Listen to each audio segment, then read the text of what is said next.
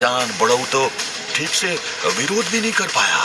हाँ, तुम्हारी माँ की बात अलग थी, बेचारी खूब छटपटाई, लेकिन आखिरकार मैंने उसका भी सर उसके धड़ से अलग कर ही दिया। ब्रह्मयंत्र को बचाने में जुटी नलिनी को अपनी माँ के मृत शरीर का दर्शन भी नहीं हुआ था। पिछले कई दिनों से माँ की मृत्यु का बोझ अपने सीने पर लेकर घूम रही नलिनी पिता की इन बातों से टूट जाती है। उसकी आंखों से आंसुओं की धारा निकल पड़ती है और वो अपनी माँ को याद करके चीख उठती है, माँ माँ माँ माँ माँ, इस पापी ने जो तुम्हारे साथ जो भी किया, मैं उसका बदला जरूर लूंगी माँ।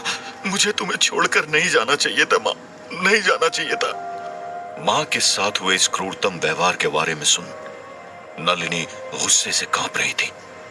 उधर उसके सामने खड़ा भानु अभी भी क्रूर अट्टहास किए जा रहा था।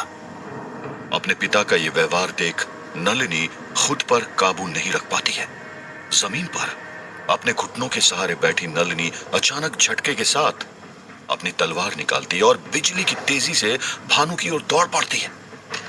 उस पहाड़ी पर अगर भानु अकेले होता तो नलिनी उसकी गर्दन को अभी तक अलग कर चुकी होती, लेकिन नलिनी की तलवार भानु के शरीर को छूती उससे पहले ही उसके अंगरक्षक नलिनी के आगे कूद पड़ते हैं। अचानक हुए इस हमले से भानु भी घबरा गया था, लेकिन उसके वफादार सैनिक भानु की ढाल बनकर सामने आ जाते हैं। नलिनी का ये वार व्यर्थ जाता है और सैनिक उसे धक्का देकर जमीन पर गिरा देते हैं। तभी भानु कहता है,